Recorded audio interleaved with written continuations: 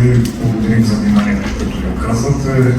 Щастливи сме да ви посрещнем в края на един изключително успешен за нас сезон, в който мъжкиният отбор затвърди своите позиции, за които се борихме през последните 3 години и в който смятам, че правим заявка за сериозна роля и в женското направление. Очаква ни в следващ сезон доста промени, които се случиха при нас. Вярваме, че ще доведат до още по-добра вътрешна организация и резултати, които накарат нашите привърженици да бъдат изключително горди с клуба. Част от целите, които сме си поставили като организации и като инвеститори в спорта е да създаваме условия и предпоставки наши отличени волейболисти да имат своя шанс за развитие и след приключването на спортната си кариера и за всеки от състезателите, които са дали своето време и усилия за клуба, търсим възможности да продължим да работим заедно. В случая се слага просто точно такъв.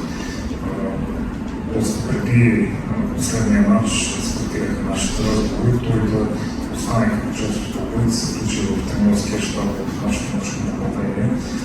Мисля, че той има и желание, и мотивация и квалификация да бъде полезна на нашата организация и да се ще го виждаме по тренерите, но вече от друга форма, като част от тренерския екип, занимаващ се с нашите подрастващи формации.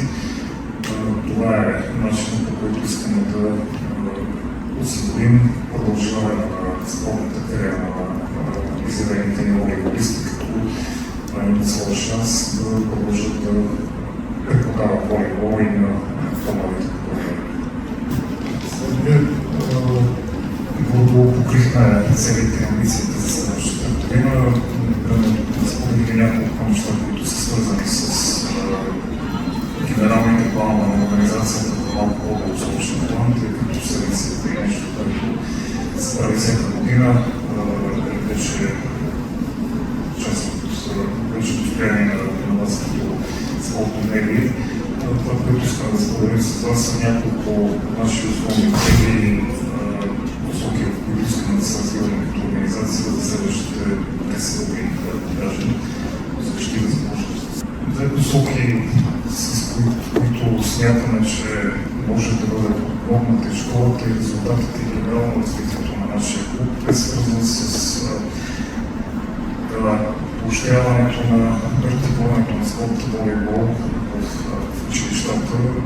От няколко години по една програма за партниране с столични училища, благодарение на която се надяваме да популяризираме далеч по-добро волейбола сред подрастващите, давайки шанс и възможност на деца да станат част от този спорт, от нашата организация, естествено.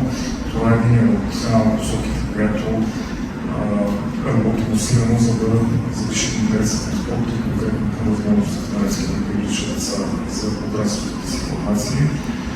Колегата спомена партньорски клубове, друга посока и програма, за която работим, е създаването на партньорски организации в страната, волейболни клубове с добра организация, спортна и организационна, развиващи европейско-мъжки волейболно, стигащи в амбициите си и формациите си до едно ниво, след което Левски би могъл да бъде една добра следваща стъпка за развитието на най-добрите им състезатели. Какво от нашата страна бихме могли да получим такива клубове, постоянни възможности за обмен на опит и информация, организиране на съвместни турнири, така че се обогатява програмата на децата от съответните отбори, всякакви други възможности, с които ние бихме могли да подпомогнем работата и резултатите на тези клубове, вече сме идентифицирали определен брой и тази програма смятаме, че е даден старт и започва да дава своите резултати. Ще допълниш, ако нещо пропускам, част от това развитие и разрастване, за което колегата говори, е възможността ние да увеличим броя деца, които се практикуват волейбол в нашата организация. Това е свързано естествено възможност за разширяване на нашата география като покритие на града, защото мястото, на което сме разположени, носи своите известни ограничения и ние работим усилено за това да открием втора точка на тренировъчна база и съответно да се даде някакъв старт възможност за това в един момент, не 10 следващата, да го кажа на 2-3 години, да стигнем до там да имаме и добиращи опори. Важно е, когато базата деца състезатели, с които изплава клуба, нарасане, да работим в посока на това, тези деца да имат своите възможности за тренировъчни и още по-важно състезателни изяви, което е основата на мотивацията на децата, така че това са важните цели. Ние не можем да увеличим доброве състезатели и като организация участници в това местата за мъже и жени.